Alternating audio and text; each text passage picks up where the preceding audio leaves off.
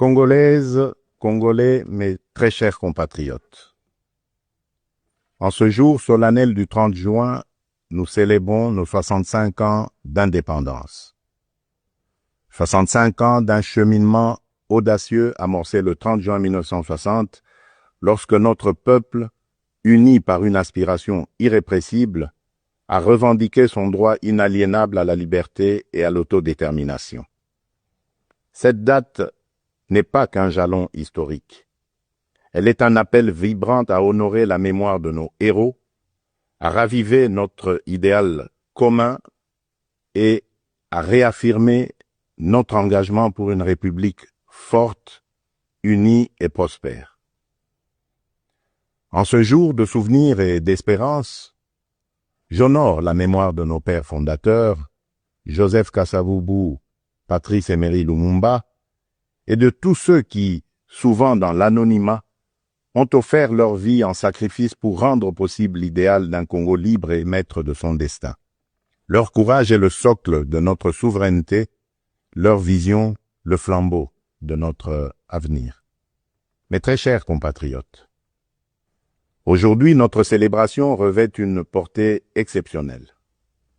Il y a quelques jours, à Washington, sous l'égide des États-Unis d'Amérique, la République démocratique du Congo et le Rwanda ont signé un accord de paix historique, un tournant décisif pour mettre fin à un conflit qui, depuis près de 3 décennies, a semé la désolation dans l'est de notre pays, causant des millions de morts et de déplacés, en particulier dans l'est de notre territoire. Cet accord signé par les ministres des Affaires étrangères de nos 2 pays lors d'une cérémonie solennelle présidé par le secrétaire d'État américain, M. Marco Rubio, reprend les acquis de la résolution 2773 du Conseil de sécurité des Nations Unies et ouvre la voie à une nouvelle ère de stabilité, de coopération et de prospérité pour notre nation, pour la région des Grands Lacs et pour l'Afrique tout entière. Je voudrais exprimer, au nom du peuple congolais, notre profonde gratitude aux États-Unis d'Amérique pour leur engagement déterminant en faveur de la paix. Nos remerciements les plus sincères vont au président Donald Trump pour son implication personnelle dans ce processus de pacification porteur d'espérance. Son leadership a permis de réunir les partis autour d'une vision commune. J'adresse également mes vifs remerciements à l'État du Qatar pour ses bons offices, et particulièrement au Cheikh Tamim Ben Hamad Al Thani, dont la médiation discrète et efficace a contribué à rapprocher les positions et d'ouvrir un dialogue sincère entre notre pays et le Rwanda. Je tiens également à exprimer ma profonde gratitude à 2 dignes fils de l'Afrique, dont l'engagement déterminant a largement contribué à porter la tragédie sécuritaire que traverse la République démocratique du Congo à l'attention de la communauté internationale. Grâce à leur implication active dans le processus de Luanda et de Nairobi, son Excellence João Manuel Gonçalves Lourenço, président de la République d'Angola, et son Excellence Uhuru Kenyatta, ancien président de la République du Kenya, ont su mobiliser les consciences et renforcer la visibilité de la cause congolaise sur la scène régionale et internationale. Cet accord n'est pas seulement un document. Il est une promesse de paix pour les populations de Goma, Bukavu, Rutshuru, Masisi, Nyiragongo, Lubero, Ituri et de toutes les localités martyrisées par la guerre. Ce processus diplomatique s'articule également avec les discussions en cours à Doha, au Qatar. Notre ambition reste sans équivoque rétablir pleinement l'autorité de l'État sur l'ensemble du territoire national et œuvrer à l'instauration d'une paix réelle, durable et partagée dans toute la sous-région. Les attentes de nos populations sont immenses, notamment celles de l'Est du pays qui ont trop longtemps souffert. Nous abordons donc cette ultime phase du processus avec détermination, dans le respect de notre souveraineté et des aspirations légitimes de notre peuple. Les prochaines étapes devront aboutir à la démobilisation, la réinsertion conditionnelle, et au cas par cas des ex-combattants à travers le PDDRCS et enfin à la reconstruction des régions jadis affectées par les conflits armés. Ces avancées diplomatiques s'inscrivent dans une dynamique plus large de reconquête et de l'affirmation de notre souveraineté, de redéploiement de notre influence et de reconstruction de la confiance internationale envers la République démocratique du Congo. Elles font écho à notre récente élection comme membre non permanent du Conseil de sécurité des Nations Unies pour la période 2026-2027, une première depuis 34 ans. Ce mandat n'est pas un honneur protocolaire. C'est une responsabilité politique et morale que nous porterons avec dignité en faveur de la paix, du multilatéralisme et des intérêts du continent africain. Mes très chers compatriotes, l'accord signé à Washington ouvre des perspectives inédites. Il augure une ère de paix durable, de coopération régionale et de prospérité partagée. Il nous engage à reconstruire nos communautés, à revitaliser nos économies et à restaurer la dignité de chaque Congolais. Mais cette paix, aussi précieuse soit-elle, reste fragile. Elle exige de nous tous, gouvernements, citoyens, partenaires internationaux, un engagement indéfectible pour sa consolidation. Nous continuerons à exiger que justice soit rendue aux victimes et que les responsables des atrocités répondent de leurs actes. Je salue le courage exemplaire de nos forces armées, des forces de police et de sécurité, et de tous les résistants patriotes ouazalendo qui, au péril de leur vie, défendent notre patrie. Leur bravoure est le rempart de notre souveraineté. À vous, mes sœurs et mes frères de l'Est, je veux dire que votre résilience est une source d'inspiration pour la nation entière.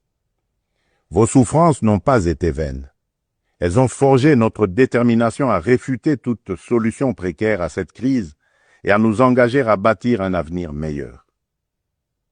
Mes très chers compatriotes, l'indépendance que nous commémorons aujourd'hui n'est pas seulement une conquête du passé, elle est surtout un cap pour l'avenir. Elle est un projet vivant, un idéal à construire chaque jour. Cet idéal exige de nous que nous surmontions non seulement les menaces armées, mais aussi l'insécurité sociale, l'injustice, le tribalisme et la division. Le peuple congolais aspire à un pays de paix, de justice et de dignité. Un pays où l'on veut et on peut vivre sereinement, travailler avec honneur et offrir à chaque enfant congolais la liberté de rêver grand, sans peur ni entrave. Réaliser ce rêve requiert la mobilisation de toutes nos forces vives, institutions, citoyens, diaspora, partenaires, autour d'un même idéal, bâtir un Congo moderne, sûr et respecté.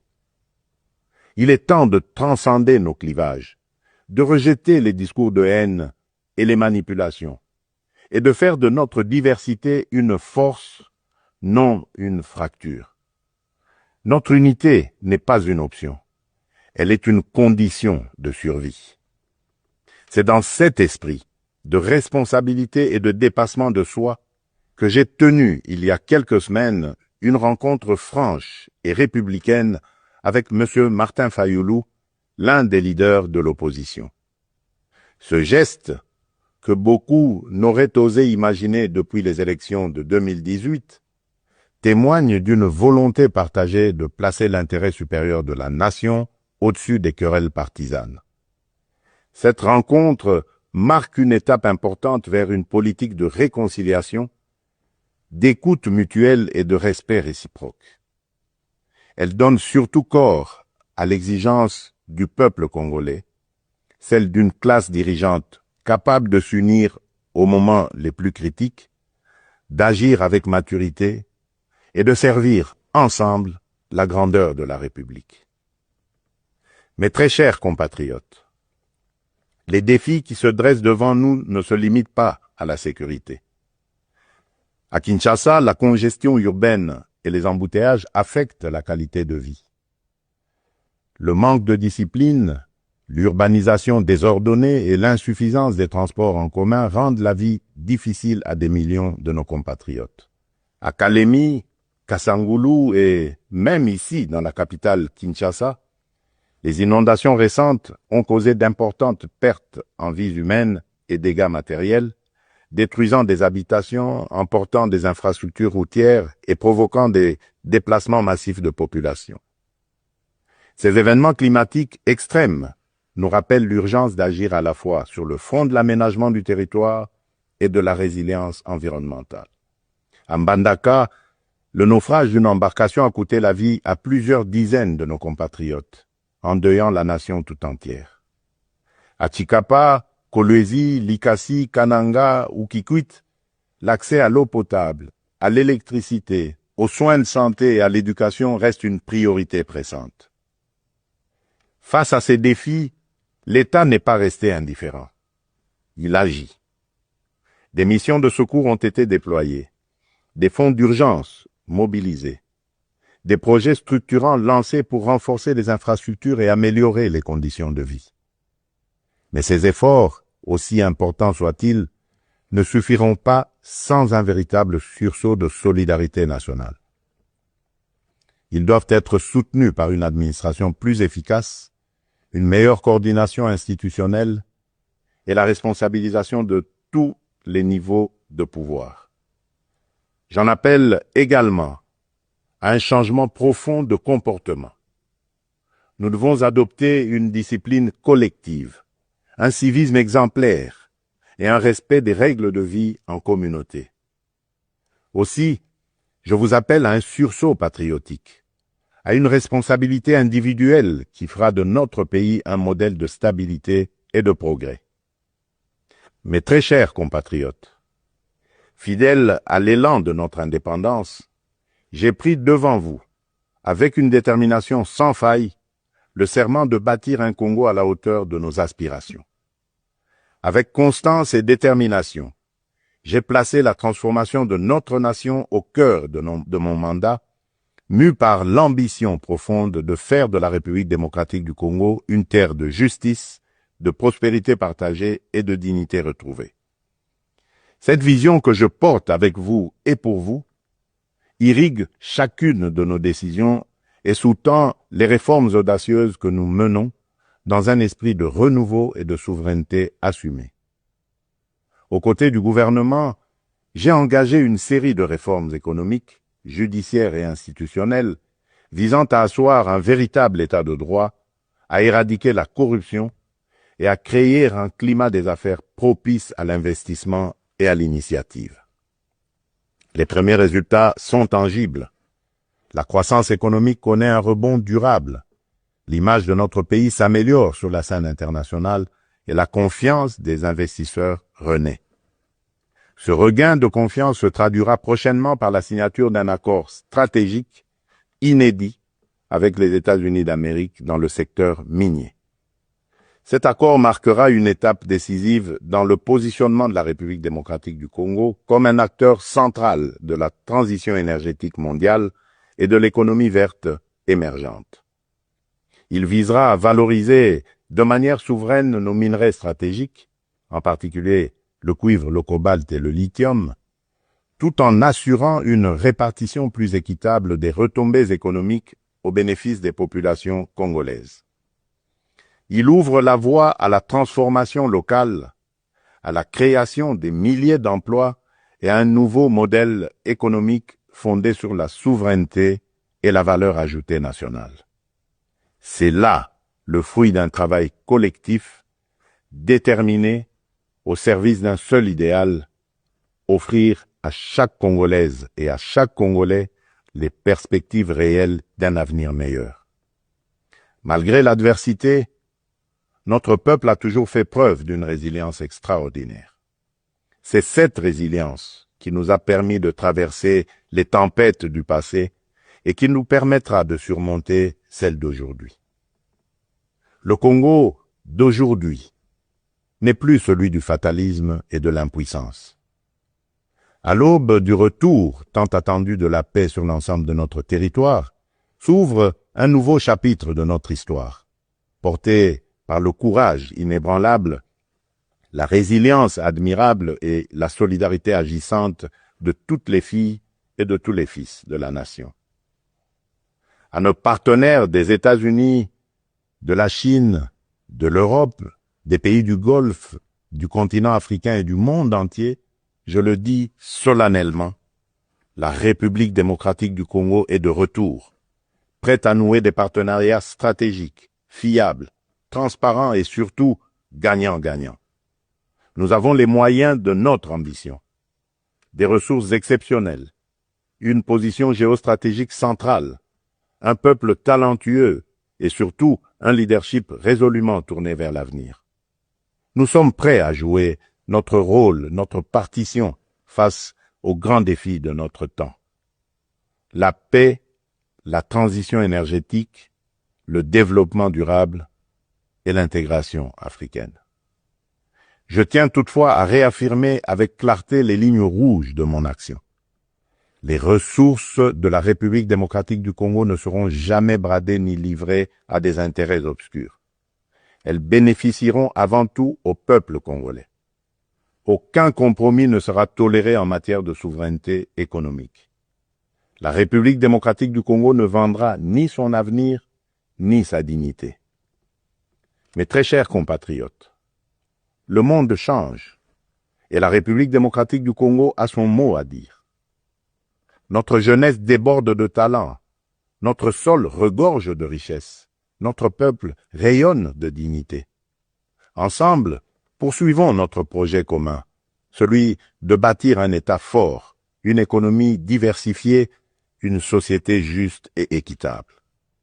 Ce 30 juin, faisons de notre indépendance un idéal vivant, incarné dans chaque famille, chaque quartier, chaque ville, chaque province. Nous ne visons pas seulement la fin de la guerre, nous voulons une paix véritable, qui sera le socle d'un vaste chantier de reconstruction d'une société plus inclusive, plus solidaire et plus prospère. Le gouvernement s'y attellera avec rigueur et transparence. Mais ce chantier ne réussira que si chaque Congolaise et chaque Congolais y prend part.